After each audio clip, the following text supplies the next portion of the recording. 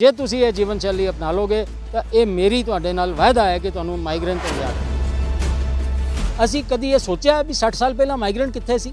60 ਸਾਲ ਪਹਿਲਾਂ ਸ਼ੂਗਰ ਹੈ ਹੀ ਸੀ ਜਾਂ ਨਹੀਂ ਸੀ? 60 ਸਾਲ ਪਹਿਲਾਂ ਬੀਪੀ ਕਿਹਨੂੰ ਹੁੰਦਾ ਸੀ ਜਾਂ ਹਾਰਟ ਅਟੈਕ ਕਿਹਨੂੰ ਹੁੰਦਾ ਸੀ? ਜੀ ਹਾਂ, ਬਿਲਕੁਲ ਸਹੀ। ਇਹ ਹੈ ਅਸਲੀ ਕਾਰਨ ਮਾਈਗ੍ਰੇਨ ਦਾ। ਮਾਈਗ੍ਰੇਨ ਦਾ ਜਿਹੜਾ ਸਿਰ ਦਰਦ ਹੈ ਉਹ ਇੱਕ ਖਾਸ ਪ੍ਰਕਾਰ ਹੈ। ਉਹ ਖਾਸ ਪ੍ਰਕਾਰ ਦਾ ਇੱਥੋਂ ਸ਼ੁਰੂ ਹੁੰਦਾ ਹੈ ਔਰ ਇੱਦਾਂ ਚੱਲਦਾ ਹੋਇਆ ਪਿੱਛੇ ਤੱਕ ਜਾ ਕੇ ਸੈਟਲ ਹੋ ਜਾਂਦਾ।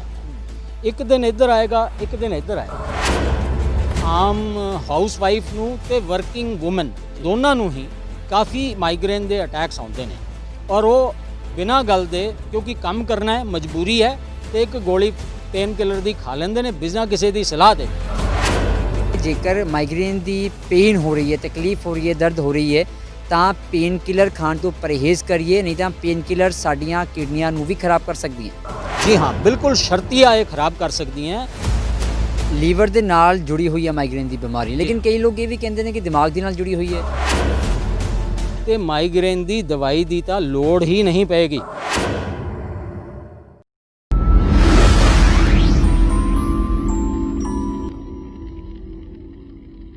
ਅੱਜ ਗੱਲ ਕਰਾਂਗੇ ਇੱਕ ਅਜਿਹੇ ਸਿਰਦਰਦ ਦੀ ਜੋ ਸਿਰਦਰਦ ਤੋਂ ਕਿਤੇ ਜ਼ਿਆਦਾ ਖਤਰਨਾਕ ਹੈ ਤੇ ਮੈਡੀਕਲ ਟਰਮਸ ਦੇ ਵਿੱਚ ਜਿਸ ਨੂੰ ਮਾਈਗ੍ਰੇਨ ਵੀ ਕਿਹਾ ਜਾਂਦਾ ਹੈ। ਦ ਖਬਰਸਾਰ ਚੈਨਲ ਦੇਖ ਰਹੇ ਸਾਰੇ ਹੀ ਦਰਸ਼ਕਾਂ ਦਾ ਸਵਾਗਤ ਹੈ। ਮੈਂ ਹਾਂ ਤੁਹਾਡੇ ਨਾਲ ਠਾਕੁਰ ਅਮਨਦੀਪ ਸਿੰਘ। ਲੋਕ ਇਹ ਵੀ ਕਹਿੰਦੇ ਨੇ ਕਿ ਮਾਈਗ੍ਰੇਨ ਦਾ ਕੋਈ ਇਲਾਜ ਨਹੀਂ। ਕੀ ਇਹ ਗੱਲ ਵਾਕਈ ਸੱਚ ਹੈ? ਇਸ ਬਾਰੇ ਜਾਣਾਂਗੇ ਤੇ ਇਹ ਵੀ ਜਾਣਾਂਗੇ ਕਿ ਇਸ ਦਾ ਇਲਾਜ ਕੀ ਹੈ ਤੇ ਕਿਵੇਂ ਮਾਈਗ੍ਰੇਨ ਤੋਂ ਬਚਿਆ ਜਾ ਸਕਦਾ ਹੈ। ਸਾਡੇ ਨਾਲ ਮੌਜੂਦ ਨੇ ਸਾਬਕਾ ਅਸਿਸਟੈਂਟ ਪ੍ਰੋਫੈਸਰ ਤੇ ਡਾਕਟਰ HK ਖਰਬੰਦਾ ਜੀ, ਹੋਮਿਓਪੈਥੀ ਦੇ ਮਾਹਰ ਨੇ। ਸਭ ਤੋਂ ਪਹਿਲਾਂ ਸਵਾਗਤ ਕਰਾਂਗੇ ਖਰਬੰਦਾ ਜੀ, ਬਹੁਤ ਸਵਾਗਤ ਹੈ ਤੁਹਾਡਾ ਦ ਖਬਰਸਾਰ। ਸ਼ੁਕਰੀਆ, ਬਹੁਤ ਬਹੁਤ ਤੁਹਾਡਾ, ਬਹੁਤ ਬਹੁਤ ਸ਼ੁਕਰੀਆ। ਸਭ ਤੋਂ ਪਹਿਲਾਂ ਇਹ ਦੱਸੋ ਕਿ ਮਾਈਗ੍ਰੇਨ ਦੀ ਦਰਦ ਜਾਂ ਮਾਈਗ੍ਰੇਨ ਦੀ ਪੇਨ ਹੁੰਦੀ ਕੀ ਹੈ? ਮਾਈਗ੍ਰੇਨ ਕੀ ਹੁੰਦਾ ਹੈ? ਦੇਖੋ, ਮਾਈਗ੍ਰੇਨ ਇੱਕ ਸਿਰ ਦਰਦ ਦਾ ਪ੍ਰਕਾਰ ਹੈ, ਇੱਕ ਟਾਈਪ ਹੈ ਕਿ ਜਿਹੜੀ ਸਿਰ ਦਰਦ 'ਚ ਹੁੰਦੀ ਹੈ। ਸਿਰ ਦਰਦ 'ਚ ਕਈ ਵਾਰੀ ਸਾਡੇ ਕੋਲ ਕਈ ਤਰ੍ਹਾਂ ਦੇ ਸਿਰ ਦਰਦ ਹੁੰਦੇ ਨੇ। ਕਈਆਂ ਨੂੰ ਸਿਰ ਦਰਦ ਇੱਥੇ ਆਂਦਾ, ਕਈਆਂ ਨੂੰ ਇੱਥੇ ਆਂਦਾ, ਕਈਆਂ ਨੂੰ ਇੱਥੇ ਆਂਦਾ। ਲੇਕਿਨ ਮਾਈਗ੍ਰੇਨ ਦਾ ਜਿਹੜਾ ਸਿਰ ਦਰਦ ਹੈ ਉਹ ਇੱਕ ਖਾਸ ਪ੍ਰਕਾਰ ਦਾ, ਉਹ ਖਾਸ ਪ੍ਰਕਾਰ ਦਾ ਇੱਥੋਂ ਸ਼ੁਰੂ ਹੁੰਦਾ ਹੈ ਔਰ ਇੱਦਾਂ ਚੱਲਦਾ ਹੋਇਆ ਪਿੱਛੇ ਤੱਕ ਜਾ ਕੇ ਸੈਟਲ ਹੋ ਜਾਂਦਾ। ਇੱਕ ਦਿਨ ਇੱਧਰ ਆਏਗਾ, ਇੱਕ ਦਿਨ ਇੱਧਰ ਆਏਗਾ। ਹੋ ਸਕਦਾ ਹੈ ਕਿਸੇ ਦਿਨ ਇੱਧਰ ਆਏ, ਕਿਸੇ ਦਿਨ ਇੱਧਰ ਆਏ, ਆਲਟਰਨੇਟ ਕਰਦਾ। ਔਰ ਇਹਦੇ 'ਚ ਸਪੈਸ਼ਲ ਇਹ ਅੱਖ ਦੇ ਉੱਤੋਂ ਇੱਥੇ ਭਰਵੱਟੇ ਤੋਂ ਸ਼ੁਰੂ ਹੋ ਕੇ ਤੇ ਸਿਰ ਦੇ ਪਿੱਛੇ ਤੱਕ ਜਾਂਦਾ ਹੈ। ਇਹਦੀ ਖਾਸੀਅਤ ਹੈ ਕਦੀ ਇੱਧਰ ਦੋ ਪਾਸੇ ਜਾਏਗਾ ਇਹ। ਔਰ ਇੱਕ ਹੋਰ ਖਾਸ ਗੱਲ ਹੈ, ਇਹਦੇ ਅਟੈਕ ਆਉਂਦਾ ਹੈ ਔਰ ਜਦੋਂ ਇਹਦਾ ਅਟੈਕ ਆਉਂਦਾ ਹੈ, ਅਟੈਕ ਆਉਣ ਤੋਂ ਪਹਿਲਾਂ ਵਾਰਨਿੰਗ ਵੀ ਦਿੰਦਾ ਹੈ। ਵਾਰਨਿੰਗ ਦਿੰਦਾ 2-3 ਘੰਟੇ ਪਹਿਲਾਂ ਮਰੀਜ਼ ਦਾ ਦਿਲ ਖਰਾਬ ਹੋਣਾ ਸ਼ੁਰੂ ਹੋ ਜਾਂਦਾ ਹੈ, ਘਬਰਾਹਟ ਹੋਣੀ ਸ਼ੁਰੂ ਹੋ ਜਾਂਦੀ ਹੈ, ਸਿਰ 'ਚ ਅਜੀਬ ਜੀ ਫੀਲਿੰਗ ਸ਼ੁਰੂ ਹੋ ਜਾਂਦੀ ਹੈ। ਬੰਦੇ ਨੂੰ ਪਤਾ ਲੱਗ ਜਾਂਦਾ ਕਿ ਹੁਣ ਮੈਨੂੰ ਮਾਈਗ੍ਰੇਨ ਦਾ ਅਟੈਕ ਹੋਣ ਵਾਲਾ ਹੈ। ਮਤਲਬ ਮਾਈਗ੍ਰੇਨ ਆਉਣ ਤੋਂ ਪਹਿਲਾਂ, ਅਟੈਕ ਆਉਣ ਤੋਂ ਪਹਿਲਾਂ ਉਹ ਪਹਿਲਾਂ ਹੀ ਤੁਹਾਨੂੰ ਸੰਕੇਤ ਦੇ ਦੇਗਾ ਕਿ ਮੈਂ ਆ ਰਿਹਾ। ਜੀ, ਹਮੇਸ਼ਾ ਇਹ ਸੰਕੇਤ ਦਿੰਦਾ ਹੈ। ਔਰ ਮਾਡਰਨ ਮੈਡੀਸਨ 'ਚ ਕਿਸੇ ਦੀ ਸਪੈਸ਼ਲ ਦਵਾਈ ਬਣਦੀ ਹੈ ਜਿਹੜੀ ਸਿਰਫ ਅਟੈਕ ਆਉਣ ਤੋਂ ਪਹਿਲਾਂ ਕੰਮ ਕਰਦੀ ਹੈ। ਇੱਕ ਵਾਰੀ ਦਰਦ ਸ਼ੁਰੂ ਹੋ ਜਾਏ ਫਿਰ ਉਹ ਕੰਮ ਨਹੀਂ ਕਰਦੀ, ਫਿਰ ਦਵਾਈ ਅਲੱਗ ਹੁੰਦੀ ਹੈ, ਦਵਾਈ ਬਦਲ ਜਾਂਦੀ ਹੈ। ਲੇਕਿਨ ਅਸੀਂ ਇਸ ਸੰਕੇਤ ਨੂੰ ਅਸੀਂ ਚੰਗੇ ਲਈ ਲੈਣਾ ਹੈ। ਜਦੋਂ ਇਹ ਸੰਕੇਤ ਆ ਜਾਏ, ਔਰ ਇਹ ਠੀਕ ਕਿੱਦਾਂ ਹੁੰਦਾ, ਜਦੋਂ ਇੱਕ ਵਾਰੀ ਅਟੈਕ ਆ ਜਾਏ ਫਿਰ ਇਹ ਠੀਕ ਨਹੀਂ ਹੁੰਦਾ। ਜਾਂ ਤਾਂ ਮਰੀਜ਼ ਸੰਘ 'ਚ ਉਂਗਲ ਪਾ ਕੇ ਆਪਣਾ ਸਾਰਾ ਕੁਝ ਕੱਢਦਾ, ਵੋਮਿਟ ਕਰਦਾ, ਚੰਗੀ ਤਰ੍ਹਾਂ ਪੇਟ ਖਾਲੀ ਕਰਦਾ ਤਾਂ ਉਹਨੂੰ ਬੈਟਰ ਫੀਲ ਹੁੰਦਾ, ਜਾਂ ਉਹ ਹਨੇਰਾ ਕਰਕੇ ਕਮਰਾ ਬੰਦ ਕਰਕੇ 4 ਘੰਟੇ ਸੌਂਦਾ ਹੈ ਤਾਂ ਉਹ ਠੀਕ ਹੁੰਦਾ ਹੈ। ਜਦ ਤੱਕ ਮਰੀਜ਼ ਇਸ ਤੋਂ ਅਟੈਕ ਨੂੰ ਰਾਹਤ ਲੈਣ ਵਾਸਤੇ ਪੇਨ ਕਿਲਰ ਔਰ ਉਲਟੀ ਆਉਣ ਦੀ ਦਵਾਈ ਤੇ ਘਬਰਾਹਟ ਦੀ, ਇਹ ਤਿੰਨੋਂ ਦਵਾਈਆਂ ਦਿੱਤੀਆਂ ਜਾਂਦੀਆਂ ਮਾਡਰਨ ਮੈਡੀਸਨ 'ਚ। ਤੇ ਉਸ ਤੋਂ ਬਾਅਦ ਬੰਦਾ ਲਾਈਟ ਆਫ ਕਰਕੇ, ਆਵਾਜ਼ਾਂ ਸਾਰੀਆਂ ਬੰਦ ਕਰਕੇ 4 ਘੰਟੇ ਸੌਂਦਾ ਤਾਂ ਇਹਨੂੰ ਆਰਾਮ ਮਿਲਦਾ ਹੈ। ਜਿਹਨੂੰ ਇੱਕ ਵਾਰੀ ਮਾਈਗ੍ਰੇਨ ਦਾ ਅਟੈਕ ਆ ਗਿਆ ਉਹ ਆਪਣੇ ਦਫ਼ਤਰ ਨਹੀਂ ਜਾ ਸਕਦਾ। ਸਰ, ਡਾਕਟਰ ਸਾਹਿਬ ਕਿਹਾ ਇਹ ਵੀ ਜਾਂਦਾ ਹੈ ਕਿ ਮਾਈਗ੍ਰੇਨ ਲਾਇਲਾਜ ਬਿਮਾਰੀ ਹੈ। ਕੀ ਇਹ ਸਹੀ ਹੈ ਜਾਂ ਗਲਤ ਹੈ? ਨਹੀਂ, ਲਾਇਲਾਜ ਮਾਈਗ੍ਰੇਨ ਕੋਈ ਲਾਇਲਾਜ ਬਿਮਾਰੀ ਨਹੀਂ ਹੈ। ਮਾਈਗ੍ਰੇਨ ਦੇਖੋ, ਕੋਈ ਵੀ ਬਿਮਾਰੀ ਹੈ ਠਾकुर ਜੀ, ਸਾਨੂੰ ਸਮਝਣਾ ਪਏਗਾ। ਡਾਕਟਰ ਦਾ ਪਹਿਲਾ ਕੰਮ ਹੈ ਲੋਕਾਂ ਨੂੰ ਮੈਡੀਕਲ ਐਜੂਕੇਸ਼ਨ ਦੇਣਾ। ਇਹ ਦੇਖੋ, ਕੋਵਿਡ ਨੇ ਸਾਨੂੰ ਬੜਾ ਕੁਝ ਸਿਖਾ ਦਿੱਤਾ ਹੈ। ਇਹਨੇ ਸਾਨੂੰ ਇਹ ਸਿਖਾਇਆ ਕਿ ਜਿਹੜਾ ਫਿੱਟ ਹੈ ਉਹੀ ਬਚੇਗਾ। ਸਰਵਾਈਵਲ ਸਿਰਫ ਫਿਟੈਸਟ ਦਾ ਹੈ। ਜਿਹੜਾ ਫਿੱਟ ਹੈ, ਅੱਜ ਜਿਸ ਇਨਸਾਨ ਦੀ ਕਮਰ ਔਰਤਾਂ 'ਚ 80 ਔਰ ਮਰਦਾਂ 'ਚ 85 ਤੋਂ ਵੱਧ ਹੈ, ਉਹ ਰਿਸਕ 'ਤੇ ਨੇ। ਜਿਨ੍ਹਾਂ ਨੂੰ ਸ਼ੂਗਰ ਹੈ ਔਰ ਉਹਨਾਂ ਦੀ ਸ਼ੂਗਰ ਦਾ HbA1c ਸਕੋਰ 6.5 ਤੋਂ ਵੱਧ ਹੈ, ਉਹ ਰਿਸਕ 'ਤੇ ਨੇ। ਇਹ ਦੋ ਬੰਦੇ ਹਾਈ ਰਿਸਕ 'ਤੇ ਨੇ। ਲੇਕਿਨ ਸਾਨੂੰ ਇਹ ਕੀ ਸਿਖਾਉਂਦਾ ਹੈ? ਇਹ ਸਿਖਾਉਂਦਾ ਹੈ ਕਿ ਅਸੀਂ ਹਾਈ ਰਿਸਕ 'ਚ ਨਾ ਜਾਈਏ। ਜੇ ਅਸੀਂ ਹੈਗੇ ਹਾਂ ਤਾਂ ਆਪਣੇ ਆਪ ਨੂੰ ਸੁਧਾਰ ਲਈਏ। ਸੋ ਉਸੇ ਸਧਾਰਨ ਦੀ ਗੱਲ ਹੈ, ਮਾਈਗ੍ਰੇਨ ਵੀ ਕੋਈ ਲਾਇਲਾਜ ਬਿਮਾਰੀ ਨਹੀਂ ਹੈ। ਇਹਨੂੰ ਸਮਝਣਾ ਪਏਗਾ ਇਹ ਹੁੰਦੀ ਕਿਉਂ ਹੈ, ਇਹਦਾ ਕਾਰਨ ਕੀ ਹੈ।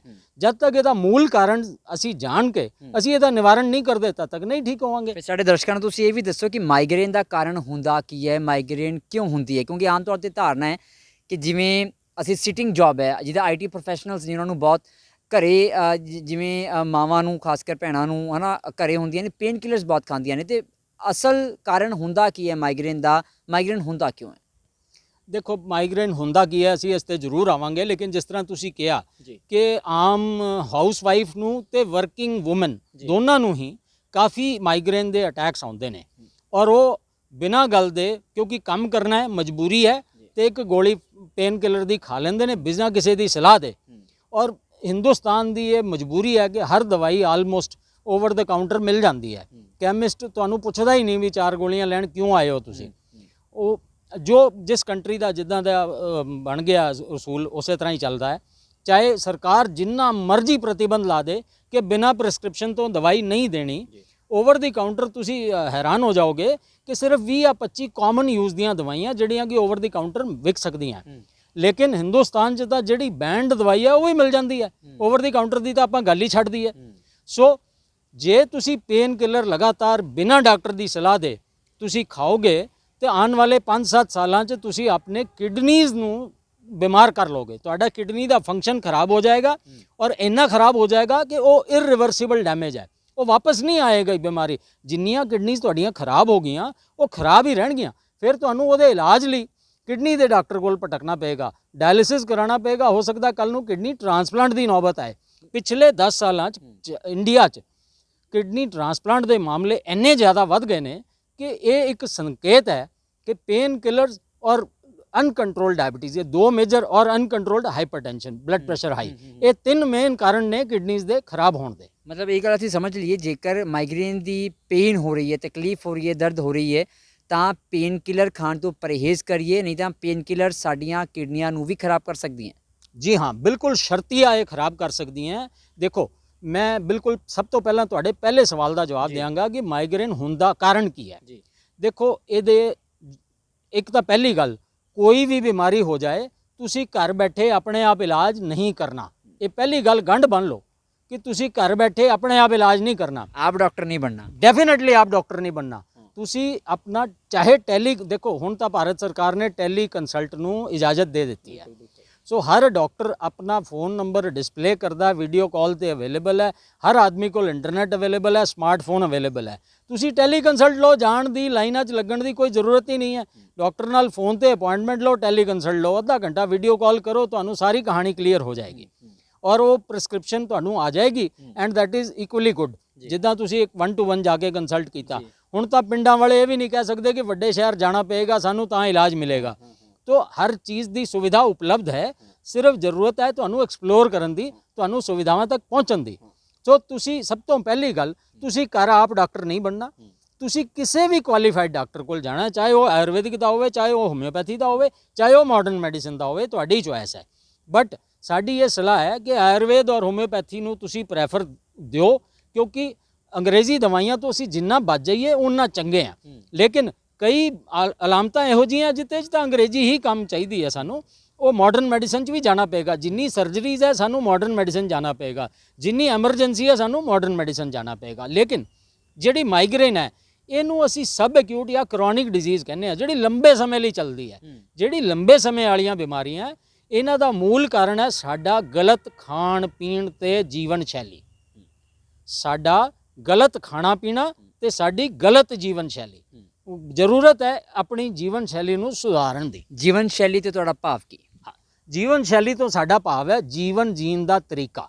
ਸਵੇਰ ਤੋਂ ਲੈ ਕੇ ਸ਼ਾਮ ਤੱਕ ਅਸੀਂ ਆਪਣਾ ਜੀਵਨ ਕਿੱਦਾਂ ਬਤੀਤ ਕਰਦੇ ਹਾਂ, ਇਹ ਹੈ ਜੀਵਨ ਸ਼ੈਲੀ। ਤੁਸੀਂ ਦੇਖੋ ਅੱਜ ਤੋਂ 60 ਸਾਲ ਪਹਿਲਾਂ ਦੀ ਆਪਾਂ ਪੋਜੀਸ਼ਨ ਤੇ ਚਲੇ ਜਾਈਏ, ਜੋ 60 ਸਾਲ ਅੱਜ ਤੋਂ 60 ਸਾਲ ਪਹਿਲਾਂ ਸ਼ਾਇਦ ਕਿਸੇ ਨੇ ਮਾਈਗ੍ਰੇਨ ਦਾ ਨਾਂ ਹੀ ਨਹੀਂ ਸੀ ਸੁਣਿਆ, ਨਾ ਮਤਲਬ ਮੇਰੇ ਫਾਦਰ ਨੇ ਸੁਣਿਆ ਹੋਣਾ, ਨਾ ਤੁਹਾਡੇ ਫਾਦਰ ਨੇ ਸੁਣਿਆ ਹੋਣਾ। ਉਹ ਕਿਉਂ?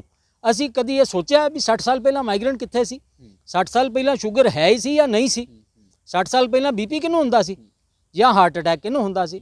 ਸੋ ਇਹਨਾਂ ਸਾਰੀਆਂ ਗੱਲਾਂ ਦਾ ਜਵਾਬ ਮੈਂ ਤੁਹਾਨੂੰ ਸਮਝਾ ਦੇਣਾ ਕੀ ਗੱਲ ਹੈ। ਦੇਖੋ 60 ਸਾਲ ਪਹਿਲਾਂ ਘਰਾਂ 'ਚ ਬੈਡਰੂਮ ਨਹੀਂ ਸੀ ਹੁੰਦੇ, ਡਰਾਇੰਗ ਰੂਮ ਨਹੀਂ ਸੀ ਹੁੰਦੇ, 6 ਮੰਜੇ ਹੁੰਦੇ ਸੀ, ਉਹ ਸਿਰਫ ਰਾਤ ਨੂੰ ਡਾਏ ਜਾਂਦੇ ਸੀ। ਪੂਰਾ ਦਿਨ ਨਾ ਤਾਂ ਘਰ 'ਚ ਕੋਈ ਕੁਰਸੀ ਹੁੰਦੀ ਸੀ, ਨਾ ਕੋਈ ਮੰਜਾ ਹੁੰਦਾ ਸੀ। ਜਿੰਨੇ ਵੀ ਪੁਰਸ਼ ਸੀ ਉਹ ਖੇਤਾਂ 'ਚ ਜਾ ਕੇ ਸਾਰਾ ਦਿਨ ਕੰਮ ਕਰਦੇ ਸੀ, ਤੇ ਜਨਾਨੀਆਂ ਰਸੋਈ 'ਚ ਤੇ ਘਰ ਦੇ ਗੋਹਿਆਂ ਨਾਲ ਲੀਪਦੀਆਂ ਸੀ ਸਾਰੇ ਘਰ ਨੂੰ। ਸਵੇਰ ਤੋਂ ਲੈ ਕੇ ਜਾਂ ਬੱਚਿਆਂ ਨੂੰ ਲੈ ਕੇ ਆਪਣਾ ਖਿਡਾਉਂਦੀਆਂ ਸੀ ਉਹਨਾਂ ਨੂੰ। ਪੂਰਾ ਦਿਨ ਕਿਸੇ ਨੂੰ ਵੀ ਬੈਠਣ ਦਾ ਇਜਾਜ਼ਤ ਹੀ ਨਹੀਂ ਸੀ, ਨਾ ਕਿਸੇ ਮਰਦ ਨੂੰ ਨਾ ਕਿਸੇ ਔਰਤ ਨੂੰ। ਇਹਦਾ ਕੀ ਮਤਲਬ ਹੈ? ਜਾਂ ਉਹ ਚੱਕੀਆਂ ਪੀਂਦੀਆਂ ਸੀ, ਲੇਡੀ ਸਾਰੇ ਘਰ ਦੇ ਕੰਮ ਕਰਦੀਆਂ ਸੀ ਔਰਤਾਂ। ਸੋ ਮੇਰੇ ਕਹਿਣ ਦਾ ਇਹ ਮਕਸਦ ਹੈ ਕਿ ਕੋਈ ਬੈਠਦਾ ਹੀ ਨਹੀਂ ਸੀ ਪੂਰਾ ਦਿਨ ਬੰਦਾ ਐਕਸਰਸਾਈਜ਼ ਹੀ ਕਰਦਾ ਸੀ। ਅੱਜ ਦੀ ਡੇਟ ਦੇ ਹਿਸਾਬ ਨਾਲ ਅੱਜ ਅਸੀਂ ਇੱਕ ਥੰਬ 골ਡਨ ਰੂਲ ਦਿੰਦੇ ਹਾਂ ਕਿ 10,000 ਕਦਮ ਰੋਜ਼ ਬੰਦਾ ਚੱਲ ਲਵੇ, ਔਰ ਅਸੀਂ ਘੜੀਆਂ ਸਪੈਸ਼ਲ ਸਮਾਰਟ ਵਾਚ ਲਾਤੀਆਂ, ਫਿਟਨੈਸ ਵਾਚ ਲਾਤੀਆਂ ਵੀ 10,000 ਕਦਮ ਨਾਪ ਲਓ ਜੀ। ਉਹ ਬਈ ਨਾਪਣ ਦੀ ਕੀ ਲੋੜ ਹੈ? ਸਾਰਾ ਦਿਨ ਚੱਲੀ ਜਾਓ। ਆਪਣੀ ਕਾਰ ਜਿੱਥੇ ਤੁਸੀਂ ਲਿਜਾਣੀ ਹੈ 2 ਕਿਲੋਮੀਟਰ ਪਹਿਲਾਂ ਪਾਰਕ ਕਰ ਦਿਓ, 2 ਕਿਲੋਮੀਟਰ ਪੈਦਲ ਚੱਲ ਕੇ ਜਾਓ, ਤੁਹਾਡੀ ਹੋ ਗਈ ਵਾਕ।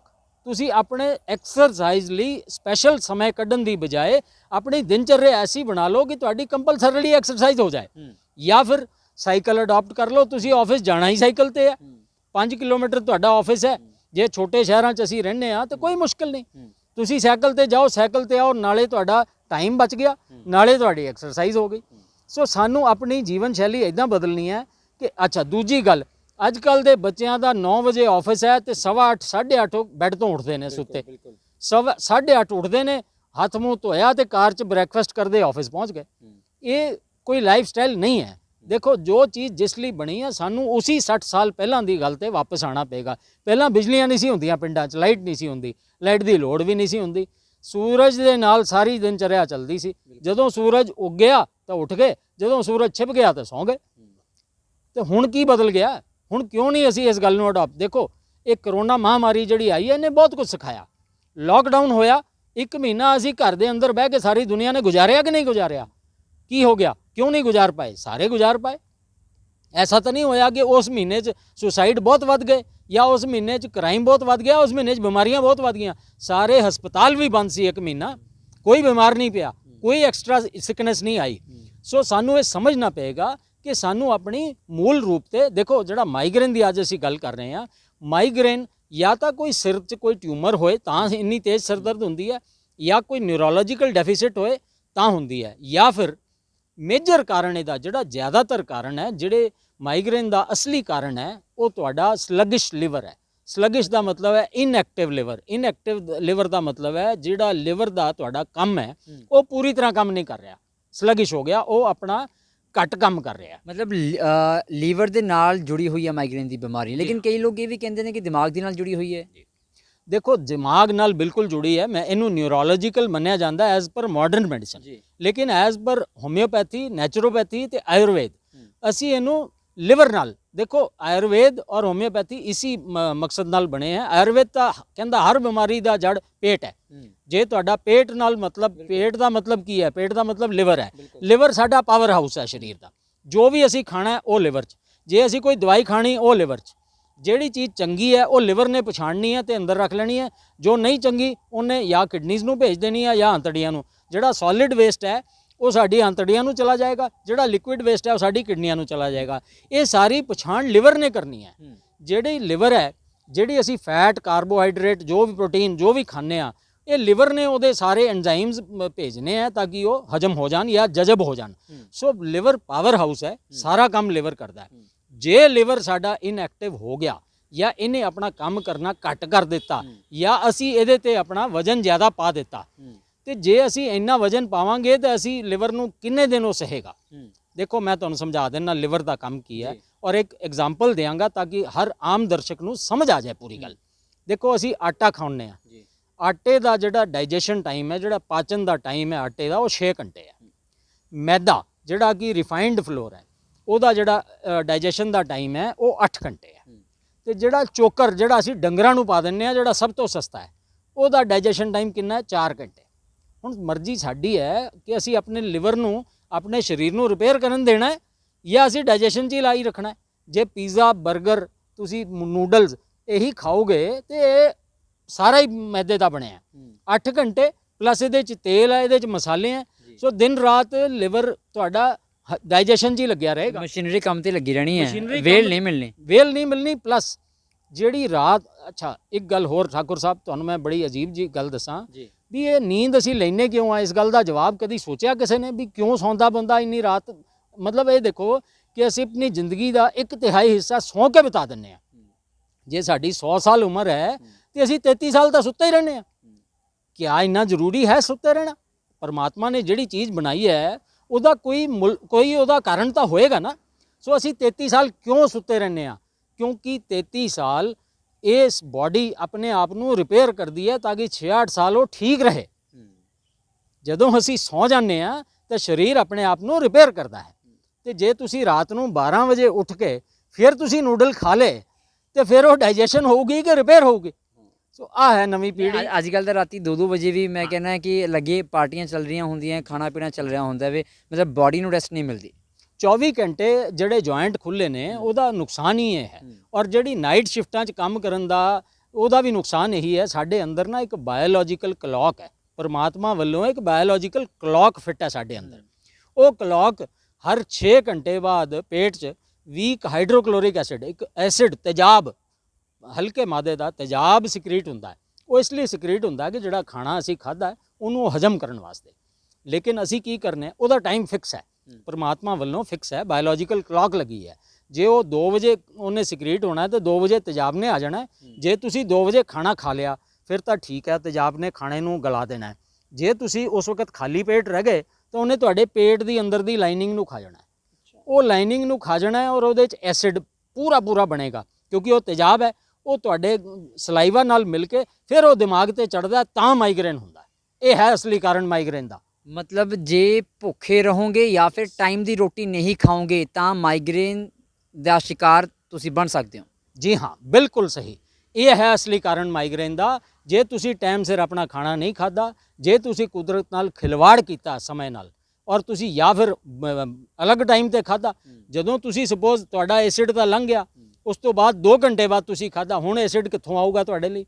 ਹੁਣ ਜਿਹੜਾ ਤੁਹਾਡੇ ਪੇਟ ਦਾ ਕੰਮ ਹੈ ਉਹ ਵੀ ਤੁਹਾਡੀ ਆਂਤੜੀਆਂ ਨੂੰ ਕਰਨਾ ਪਏਗਾ। ਹੁਣ ਆਂਤੜੀਆਂ ਥੱਕ ਜਾਣਗੀਆਂ। ਤਾਂ ਅਸੀਂ ਆਪਣਾ ਸਾਰਾ ਜਿਹੜਾ ਡਾਈਜੈਸਟਿਵ ਸਿਸਟਮ ਹੈ ਉਹ ਖਰਾਬ ਕਰ ਲੈਂਦੇ ਹਾਂ। ਸੋ ਮੇਰਾ ਤਾਂ ਹੀ ਮੈਂ ਪੂਰੀ ਡਿਟੇਲ 'ਚ ਜੀਵਨ ਸ਼ੈਲੀ ਦੀ ਗੱਲ ਕੀਤੀ ਹੈ। ਜੀਵਨ ਸ਼ੈਲੀ 'ਚ 2 ਹੀ ਗੱਲਾਂ ਆਉਂਦੀਆਂ ਇੰਪੋਰਟੈਂਟ, ਇੱਕ ਰੈਗੂਲਰ ਐਕਸਰਸਾਈਜ਼, ਦੂਜਾ ਸਹੀ ਟਾਈਮ ਤੇ ਸਹੀ ਖਾਣਾ ਪੀਣਾ। ਹੁਣ ਸਹੀ ਖਾਣਾ ਪੀਣਾ ਕੀ ਹੈ, ਆਪਾਂ ਉਹਦੀ ਗੱਲ ਕਰ ਲੈਂਦੇ ਹਾਂ। ਸਹੀ ਖਾਣਾ ਪੀਣਾ ਕੀ ਹੈ? ਜਿਹੜਾ ਪੇੜਾਂ ਪੌਦਿਆਂ ਤੋਂ ਆਉਂਦਾ ਹੈ ਉਹ ਸਹੀ ਖਾਣਾ ਹੈ। ਜਿਹੜਾ ਵੀ ਫੈਕਟਰੀ ਤੋਂ ਆਉਂਦਾ ਹੈ, ਜਿਹੜਾ ਡੱਬੇ 'ਚ ਬਣਦਾ ਹੈ, ਜਿਹੜਾ ਰੰਗੀਨ, ਜਿਹੜਾ ਰਿਫਾਈਨਡ ਹੈ, ਉਹ ਸਭ ਕੁਝ ਖਾਣ ਵਾਸਤੇ ਨਹੀਂ ਬਣਿਆ। ਜਾਂ ਜਿਹੜਾ ਕੜਾਈਆਂ 'ਚੋਂ ਆਉਂਦਾ ਗਰਮ ਦੇਖੋ, ਕੜਾਈਆਂ ਵਾਲਾ ਤਾਂ ਪੰਜਾਬੀ ਅਸੀਂ ਹੈਗੇ ਆ ਸਾਰੇ, ਤੇ ਕੜਾਈਆਂ ਵਾਲਾ ਇਨ ਲਿਮਿਟਿਡ ਕੁਆਂਟੀਟੀ ਫਿਰ ਵੀ ਚੱਲੇਗਾ। ਲੇਕਿਨ ਜਿਹੜਾ ਤੁਸੀਂ ਇਹ ਦੇਖੋ ਕਿ ਜਿਹੜਾ ਡੱਬਿਆਂ 'ਚੋਂ ਬੰਦ ਆਉਂਦਾ ਹੈ, ਡੱਬੇ 'ਚ ਬੰਦ ਕੀ ਆਉਂਦਾ ਹੈ? ਡੱਬੇ 'ਚ ਬੰਦ ਆਉਂਦੀਆਂ ਸਾਡੀਆਂ ਨੂਡਲਸ, ਡੱਬੇ 'ਚ ਬੰਦ ਆਉਂਦੇ ਸਾਡੇ 버ਗਰ, ਡੱਬੇ 'ਚ ਬੰਦ ਆਉਂਦੇ ਸਾਡੇ ਚਿਪਸ, ਡੱਬੇ 'ਚ ਬੰਦ ਆਉਂਦੀ ਸਾਡੀ ਸੌਸ, ਡੱਬੇ 'ਚ ਬੰਦ ਆਉਂਦਾ ਸਾਡਾ ਜੈਮ। ਜੋ ਵੀ ਡੱਬੇ 'ਚ ਬੰਦ ਹੈ ਉਹਦੇ 'ਚ ਕੈਮੀਕਲ ਹੈ, ਕਿਉਂਕਿ ਪ੍ਰੀਜ਼ਰਵੇਟਿਵ ਹੈ, ਉਹਦੇ 'ਚ ਆਰਟੀਫਿਸ਼ੀਅਲ ਸ਼ੂਗਰ ਹੈ। ਮੈਂ ਤੁਹਾਨੂੰ ਐਗਜ਼ਾਮਪਲ ਦੇ ਦਿੰਦਾ। ਸਭ ਤੋਂ ਵੱਡਾ ਜਿਹੜਾ ਜ਼ਹਿਰ ਮਿਲਦਾ ਉਹ ਸਾਡੇ ਸੌਫਟ ਡਰਿੰਕ ਨੇ। ਇੱਕ ਸੌਫਟ ਡਰਿੰਕ ਦੇ ਗਲਾਸ 'ਚ 8 ਚਮਚ ਚੀਨੀ ਹੈ।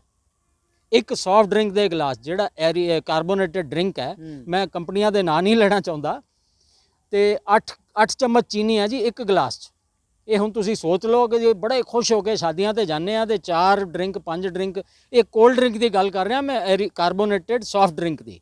ਤੇ ਅਲਕੋਹਲ ਤੇ ਜਰਦੇ ਦੀ ਤੇ ਸਮੋਕਿੰਗ ਦੀ ਤਾਂ ਹਲੇ ਮੈਂ ਗੱਲ ਨਹੀਂ ਕੀਤੀ ਹੈ ਕਿ ਉਹਨਾਂ ਦਾ ਕੀ ਹਾਲ ਹੋਏਗਾ। ਤੇ ਦੇਖੋ, ਇੱਕ ਜਿਹੜਾ ਅਸੀਂ ਪਿੱਛੇ ਇੱਕ ਸਟੱਡੀ ਆਈ ਸੀ, ਉਸ ਸਟੱਡੀ ਦੇ ਅਨੁਸਾਰ ਜਿਹੜੇ ਹਿੰਦੁਸਤਾਨ ਦੇ ਬੱਚੇ ਅਰਬਨ ਸਕੂਲਾਂ 'ਚ ਜਾਂਦੇ ਨੇ ਉਹ ਇੱਕ ਦਿਨ 'ਚ 30 ਤੋਂ 35 ਚਮਚ ਚੀਨੀ ਦਾ ਇਸਤੇਮਾਲ ਕਰਦੇ ਨੇ। ਔਰ ਇੰਡੀਆ ਸਭ ਤੋਂ ਖਰਾਬ ਫੂਡ ਚ ਨੰਬਰ 1 ਇਜ਼ ਚੀਨੀ। ਸਭ ਤੋਂ ਖਰਾਬ ਫੂਡ ਦਾ ਜੇ ਅਸੀਂ ਗਿਣਤੀ ਕਰੀਏ, ਮੈਦੇ ਤੋਂ ਵੀ ਖਰਾਬ ਹੈ ਚੀਨੀ, ਰਿਫਾਈਨਡ ਵਾਈਟ ਸ਼ੂਗਰ। ਹਾਲਾਂਕਿ ਦੇਖੋ, ਗੰਨਾ ਖਰਾਬ ਨਹੀਂ ਹੈ, ਬਚਪਨ ਤੋਂ ਅਸੀਂ ਗੰਨੇ ਖਾਂਦੇ ਹਾਂ, ਗੰਨੇ ਸਸਤੇ ਨੇ, ਚੀਨੀ ਤਾਂ ਮਹਿੰਗੀ ਵੀ ਇੰਨੀ ਹੈ। ਅਸੀਂ ਮਹਿੰਗਾ ਚਿੱਟਾ ਜ਼ਹਿਰ ਖਾਂਦੇ ਹਾਂ, ਅਸੀਂ ਮਹਿੰਗਾ ਚਿੱਟਾ ਜ਼ਹਿਰ ਖਾ ਰਹੇ ਹਾਂ ਸਾਰਾ ਦਿਨ। ਉਹ ਹੁਣ ਤੁਹਾਡੀ ਮਰਜ਼ੀ ਹੈ। ਦੇਖੋ, ਸਾਡਾ ਕੰਮ ਹੈ ਜਨਤਾ ਨੂੰ ਅਗਾਹ ਕਰਨਾ, ਦਰਸ਼ਕਾਂ ਨੂੰ ਦੱਸਣਾ ਵੀ ਚੀਨੀ ਜ਼ਹਿਰ ਹੈ। ਬਾਕੀ ਖਾਣੀ ਨਾ ਖਾਣੀ ਤੁਹਾਡੀ ਮਰਜ਼ੀ ਹੈ। ਸ਼ੱਕਰ ਲੈ ਲਓ, ਗੁੜ ਲੈ ਲਓ, ਸ਼ਹਿਦ ਲੈ ਲਓ, ਕਿਉਂ? ਇਹ ਨੈਚੁਰਲ ਨੇ। ਚੀਨੀ ਰਿਫਾਈਨਡ ਹੈ। ਦੇਖੋ, ਅੱਜ ਦੀ ਡੇਟ 'ਚ ਆਟਾ ਅਸੀਂ ਖਾਂਦੇ ਹਾਂ ਵਾਈਟ। ਕੁਦਰਤ ਨੇ ਸਾਨੂੰ ਚਿੱਟਾ ਕੋਈ ਫੂਡ ਨਹੀਂ ਦਿੱਤਾ। ਕੁਦਰਤ ਨੇ ਸਾਨੂੰ ਸਾਰੇ ਲਾਲ ਦਿੱਤੇ ਆ। ਦੇਖੋ ਤੁਸੀਂ, ਚਾਵਲ ਵੀ ਲਾਲ ਹੁੰਦੇ ਆ ਤੇ ਕਣਕ ਵੀ ਲਾਲ ਹੁੰਦੀ ਹੈ। ਉਹਨੂੰ ਅਸੀਂ ਪਾਲਿਸ਼ ਕੀਤਾ, ਉਹਨੂੰ ਅਸੀਂ ਰਿਫਾਈਨ ਕੀਤਾ, ਉਹਨੂੰ ਚਿੱਟਾ ਬਣਾਉਣ ਵਾਲਾ ਇਨਸਾਨ ਹੈ, ਪਰਮਾਤਮਾ ਨੇ ਨਹੀਂ ਉਹਨੂੰ ਚਿੱਟਾ ਕੀਤਾ। ਤੇ ਅਸੀਂ ਰਿਫਾਈਨ ਕਿਉਂ ਕੀਤਾ? ਕਿਉਂਕਿ ਸਾਨੂੰ ਦੇਖੋ ਇਹ ਹੌਲੀ ਹੌਲੀ ਮਾਡਰਨਾਈਜੇਸ਼ਨ ਹੁੰਦੀ ਗਈ। ਦੇਖੋ ਇੱਕ ਹੋਰ ਗੱਲ ਮੈਂ ਕਰਾਂਗਾ, ਜੇ ਤੁਸੀਂ ਆਟਾ ਜਿਹਦੇ 'ਚ ਰੱਜ ਕੇ ਗਲੂਟਨ ਹੈ, ਤੁਸੀਂ ਆਟੇ ਨੂੰ ਅੱਜ ਕੱਲ੍ਹ ਦਾ ਜਿਹੜਾ ਆਟਾ ਮਿਲਦਾ ਸਾਨੂੰ, ਜੇ ਉਹ ਲਓਗੇ ਤਾਂ ਗੋਂਦ ਦੀ ਤਰ੍ਹਾਂ ਉਹਦੇ ਅੰਦਰ ਪਦਾਰਥ ਹੈ ਜਿਹਨੂੰ ਅਸੀਂ ਗਲੂਟਨ ਕਹਿੰਦੇ ਆ। ਉਹਦੇ ਕਰਕੇ ਬੜੀਆਂ ਬਿਮਾਰੀਆਂ। ਅੱਜ ਦੇ 10 ਤੋਂ 15% ਬੱਚਿਆਂ ਨੂੰ ਗਲੂਟਨ ਦੀ ਐਲਰਜੀ ਹੈ, ਜਿਹਨੂੰ ਨਹੀਂ ਪਤਾ ਉਹਨੂੰ ਵੀ ਹੈ। ਜੇ ਅਸੀਂ ਗਲੂਟਨ ਛੱਡ ਦਈਏ, ਆਟਾ ਛੱਡ ਦਈਏ, ਚਾਵਲ ਛੱਡ ਦਈਏ, ਚੀਨੀ ਛੱਡ ਦਈਏ, ਤੇ ਅੱਜ ਦੀ ਡੇਟ 'ਚ ਜਿੰਨੀਆਂ ਬਿਮਾਰੀਆਂ ਉਹ ਤੋਂ ਅੱਧੀਆਂ ਵੈਸੇ ਠੀਕ ਹੋ ਜਾਣਗੀਆਂ। ਹੁਣ ਤੁਸੀਂ ਸਵਾਲ ਕਰੋਗੇ ਵੀ ਖਾਵਾਂਗੇ ਕੀ? ਹਾਂ ਯੈਸ, ਮੈਂ ਵੀ ਉਹੀ ਕਹਿਣ ਲੱਗਿਆ ਸੀ ਵੀ ਖਾਵਾਂਗੇ ਕੀ। ਦੇਖੋ ਅੱਜ ਤੋਂ 50-60 ਸਾਲ ਜਦੋਂ ਗੁਰੂ ਨਾਨਕ ਦੇਵ ਜੀ ਉਹਦੇ ਮਾਈ ਭਾਗੋ ਦੇ ਘਰ ਗਏ ਸੀ ਤੇ ਉਹਨਾਂ ਨੇ ਰੋਟੀਆਂ ਖਾਧੀਆਂ ਸੀ, ਉਹ ਕੋਦਰੇ ਦੀਆਂ ਰੋਟੀਆਂ ਸੀ, ਨਾ ਕਿ ਆਟੇ ਦੀਆਂ ਰੋਟੀਆਂ ਸੀ। ਸਾਨੂੰ ਇਹ ਸਮਝ ਆਣੀ ਚਾਹੀਦੀ ਹੈ ਕਿ ਮਿਲਟਸ ਹੈਗੇ ਨੇ ਸਾਡੇ ਕੋਲ, ਰਾਗੀ ਹੈ, ਬਾਜਰਾ ਹੈ, ਮੱਕਾ ਹੈ, ਕਾਲਾ ਚਨਾ ਹੈ, ਐਮਰਿੰਥ ਮਿਲਟ ਹੈ, ਲਿਟਲ ਮਿਲਟ ਹੈ, 8-10 ਤਰ੍ਹਾਂ ਦੇ ਮਿਲਟ ਆਲਟਰਨੇਟ ਫੂਡ ਹੈ, ਜਿਹੜਾ ਕਿ 8 ਘੰਟੇ ਭਿਉਂ ਕੇ ਜਦੋਂ ਅਸੀਂ ਖਾਂਦੇ ਆ ਉਹਦਾ ਡਾਈਜੈਸ਼ਨ ਟਾਈਮ 2 ਤੋਂ 3 ਘੰਟੇ ਹੈ, ਔਰ ਉਹਦੇ 'ਚ ਹਰ ਤਰ੍ਹਾਂ ਦੇ ਮਿਨਰਲਸ ਹੈ, ਅਲੱਗ-ਅਲੱਗ ਤਰ੍ਹਾਂ ਦੇ ਨਿਊਟ੍ਰੀਐਂਟ ਹੈ। ਸੋ ਸਾਡੇ ਕੋਲ ਪਰਮਾਤਮਾ ਨੇ 8-10 ਤਰ੍ਹਾਂ ਦੀ ਖੇਤੀ ਦਿੱਤੀ ਹੋਈ ਹੈ, ਜਿਹੜੀ ਦੇਖੋ ਪੰਜਾਬ ਦੀ ਧਰਤੀ ਅੱਜ ਰੋ ਰਹੀ ਹੈ। ਕਿਉਂ ਰੋ ਰਹੀ ਹੈ? ਕਿ ਕਣਕ ਔਰ ਚਾਵਲ ਉਗਾ ਕੇ ਅਸੀਂ ਰਿਪੀਟਡਲੀ ਇੱਕੋ ਤਰ੍ਹਾਂ ਦੀ ਖੇਤੀ ਕਰਕੇ ਮਿੱਟੀ ਵੀ ਆਪਣੀ ਮਾਂ ਦਾ ਵੀ ਨੁਕਸਾਨ ਕਰ ਲਿਆ ਮਿੱਟੀ 'ਚ। ਜੇ ਅਸੀਂ ਇਹੀ ਹਾਲਾਤ ਚਲਾਉਂਦੇ ਰਹੇ ਤਾਂ ਅਗਲੇ ਕੁਝ ਸਾਲਾਂ 'ਚ ਤਾਂ ਸਾਨੂੰ ਅਨਾਜ ਆਉਣਾ ਹੀ ਨਹੀਂ ਇੱਥੇ। ਤੇ ਸਾਨੂੰ ਇਹ ਦੇਖੋ ਜਿਹੜਾ ਕਰੋਨਾ ਆਇਆ ਇਹ ਬਹੁਤ ਸਿੱਖਿਆ ਦੇ ਰਿਹਾ ਸਾਨੂੰ ਸਿੱਖਿਆ ਲੈਣੀ ਚਾਹੀਦੀ ਹੈ। ਸਾਨੂੰ ਆਪਣੀ ਕ੍ਰੌਪ ਬਦਲਣ ਦੀ ਵੀ ਲੋੜ ਹੈ ਇਸ ਟਾਈਮ। ਜੇ ਅਸੀਂ ਮਿਲਟਸ ਵੱਲ ਆ ਜਾਈਏ, ਜੇ ਮਿਲਟਸ ਖਾਣਾ ਸ਼ੁਰੂ ਕਰ ਦਈਏ, ਸਾਨੂੰ ਹਰ ਤਰ੍ਹਾਂ ਦੇ ਮਲਟੀਪਲ ਮਿਨਰਲਸ ਮਿਲਣਗੇ, ਹਰ ਤਰ੍ਹਾਂ ਦੇ ਮਲਟੀਪਲ ਵਿਟਾਮਿਨਸ ਮਿਲਣਗੇ, ਤੇ ਅਸੀਂ ਬਿਮਾਰੀਆਂ ਤੋਂ ਵੀ ਬਚ ਜਾਵਾਂਗੇ। ਬਿਮਾਰੀਆਂ ਤੋਂ ਵੀ ਬਚਾਂਗੇ ਤੇ ਸਾਡੀ ਜ਼ਮੀਨ ਵੀ ਬਚ ਸਕੇਗੀ, ਸਾਡੀ ਧਰਤੀ ਮਾਂ ਬਚ ਸਕੇਗੀ। ਤੇ ਜੇ ਖਰਬੰਦਾ ਸਰ ਇਹ ਦੱਸੋ ਵੀ ਤੁਸੀਂ ਦੱਸਿਆ ਵੀ ਕਾਰਨ ਕੀ ਹੁੰਦੇ ਨੇ, ਤੁਸੀਂ ਉਹ ਵੀ ਦੱਸੇ ਨੇ, ਤੇ ਘਰੇਲੂ ਜਿਹੜੇ ਨੁਸਖੇ ਤੁਸੀਂ ਕਹਿ ਲਓ ਜੋ ਤੁਸੀਂ ਖਾਣ ਪੀਣ ਦੇ ਤਰੀਕੇ ਦੱਸੇ ਨੇ ਉਹਦੇ ਨਾਲ ਬੰਦਾ ਮਾਈਗ੍ਰੇਨ ਤੋਂ ਬਚ ਸਕਦਾ ਹੈ? ਜੀ ਹਾਂ, ਬਿਲਕੁਲ ਬਚ ਸਕਦਾ ਹੈ। ਦੇਖੋ ਸਭ ਤੋਂ ਪਹਿਲੀ ਗੱਲ, ਖਾਣ ਪੀਣ ਦਾ ਸਮਾਂ ਫਿਕਸ ਕਰ ਲਓ। ਜੇ ਤੁਹਾਡਾ ਬ੍ਰੈਕਫਾਸਟ ਦਾ ਟਾਈਮ ਰੋਜ਼ ਸਵੇਰੇ 8 ਹੈ ਤੇ ਉਹ 8 ਹੀ ਰਹਿਣਾ ਚਾਹੀਦਾ ਹੈ। ਜੇ ਦੁਪਹਿਰ ਦਾ 2 ਵਜੇ ਟਾਈਮ ਹੈ ਤੇ 2 ਰਹਿਣਾ ਚਾਹੀਦਾ, ਰਾਤ ਦੇ 8 ਦਾ ਤੇ ਉਹ 8 ਰੱਖਣਾ ਚਾਹੀਦਾ। ਔਰ 21 ਦਿਨ ਤੁਸੀਂ ਬਾਇਓਲੋਜੀਕਲ ਕਲੌਕ ਘੜੀ ਦੇਖ ਕੇ ਆਪਣੀ ਸੈੱਟ ਕਰਨੀ ਹੈ, ਕਿਉਂਕਿ 21 ਦਿਨ ਇਹ ਜਿਹੜਾ ਦਿਮਾਗ ਹੈ, ਬ੍ਰੇਨ ਹੈ, ਇਹਦੇ ਅੰਦਰ ਜਿਹੜੀ ਬਾਇਓਲੋਜੀਕਲ ਕਲੌਕ ਹੈ ਉਹ ਸੈੱਟ ਹੋ ਜਾਂਦੀ ਹੈ। 21 ਦਿਨ ਬਾਅਦ 22ਵੇਂ ਦਿਨ ਆਪਣੇ ਆਪ ਉਹ ਕੰਮ ਕਰੇਗੀ। ਜੇ 21 ਦਿਨ ਤੁਸੀਂ ਰੋਜ਼ ਰਾਤ ਨੂੰ 9 ਵਜੇ ਸੌਂਗੇ, 22ਵੇਂ ਦਿਨ ਤੁਸੀਂ ਜਿੱਥੇ ਬੈਠੇ ਹੋਗੇ ਉੱਥੇ ਨੀਂਦ ਆਣੀ ਸ਼ੁਰੂ ਹੋ ਜਾਏਗੀ। ਇਹ ਬਿਲਕੁਲ ਪ੍ਰੂਵਨ ਫੈਕਟ ਹੈ, ਸਾਇੰਟੀਫਿਕ ਫੈਕਟ ਹੈ। ਸੋ ਇਹਦਾ ਅਸੀਂ ਫਾਇਦਾ ਉਠਾਈਏ, ਅਸੀਂ ਆਪਣੇ ਆਪ ਨੂੰ ਕੁਦਰਤ ਦੇ ਨਿਯਮਾਂ ਦੇ ਅਨੁਸਾਰ ਨਾਲ ਚੱਲੀਏ।